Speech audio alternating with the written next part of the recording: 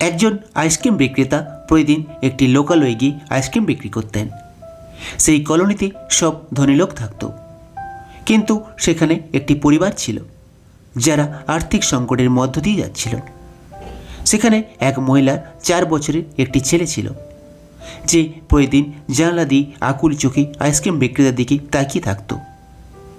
Ice cream বিক্রেতাও তাকে দেখে চিনতে শুরু করে ফেলে, কিন্তু সেই ছেলেটি কখনোই আইসক্রিম খেতে ঘর থেকে বের হয়নি।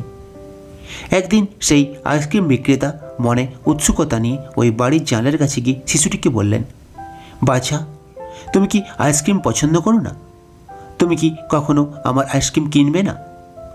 তখনই 5 বছরে ওই শিশুটি খুব নিষ্পাপভাবে বলল, আমি আইসক্রিম খুব পছন্দ করি, কিন্তু আমার মায়ের কাছে কোনো টাকা নেই, তাই আমি মায়ের কাছে টাকা চাই না।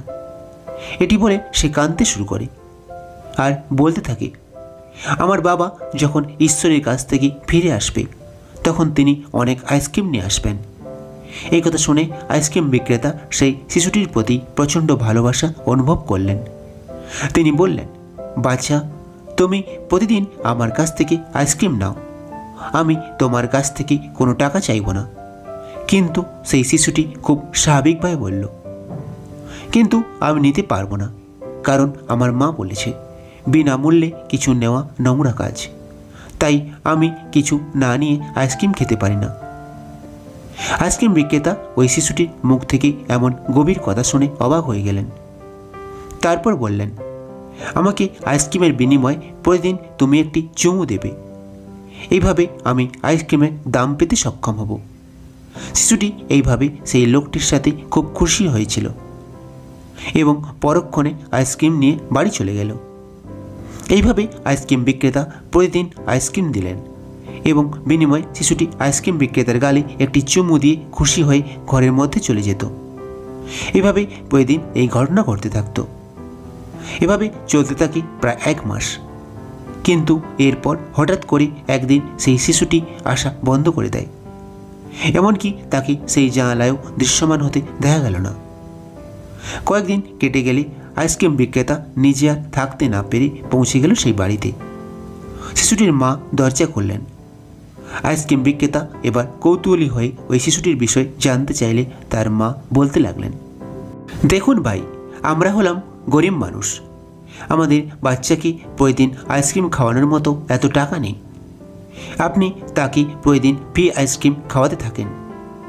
যেদিন আমি বিষয়টি জানলাম আমি খুব বিব্রত বোধ করছিলাম।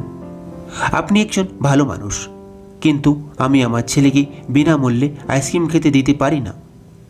শিশুটির মায়ের কথা শুনে ওই আইসক্রিম বিক্রেতা উত্তর দিলেন, দিদি, কে বলে আমি তাকে ফ্রিতে আইসক্রিম দিয়ে থাকি? আমি তো ফ্রিতে কিছুই দিই না, আমি ব্যবসা করি, আর তোমার ছেলের কাছ থেকে যা পেয়েছি তা সেই আইসক্রিমের দামের চেয়ে অনেক বেশি মূল্যবান। কম মূল্যের বস্তুর জন্য বেশি দামে বিক্রি হলো ব্যবসা। স্বর্ণ ও রৌপ্য পাওয়ার থেকেও এক সন্তানের নিঃশর্ত ভালোবাসা পাওয়া অনেক বেশি মূল্যবান। আপনি আপনার ছেলেকে অনেক ভালো শিক্ষা দিয়েছেন, কিন্তু আমি আপনাকে বলতে চাই, ভালোবাসার কি তবে কোনো মূল্য নেই?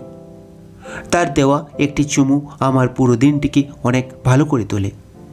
আমার নিজের কোনো সন্তান নেই, স্ত্রী মারা গেছে, আমি আমার বৃদ্ধ মায়ের জন্য এই ব্যবসা করি। আপনার যদি কোনো আপত্তি থাকে তাহলে কোনো ব্যাপার না, আজ থেকে আমি আর এই রাস্তায় আসবো না। সেই আইসক্রিম বিক্রেতার অর্থপূর্ণ এবং প্রেমময় শব্দ শুনে শিশুটির মায়ের চোখ জলে ভিজে গেল। এরপর তিনি তার শিশুটিকে ডাকলে সে ছুটে আসে। মায়ের সংকেত পাওয়া মাত্রই শিশুটি দৌড়ে এসে আইসক্রিম বিক্রেতাকে জড়িয়ে ধরে। আইসক্রিম বিক্রেতা শিশুটিকে কোলে নিয়ে বাইরে যাওয়ার সময় বলতে লাগলেন, আমি আজ তোমার জন্য চকলেট আইসক্রিম নিয়ে এসেছি, তোমার খুব ভালো লাগে তাই না? শিশুটি উৎসাহের সঙ্গে বলল, হ্যাঁ খুব। শিশুটির মা আনন্দে এবার কাঁদতে লাগলেন।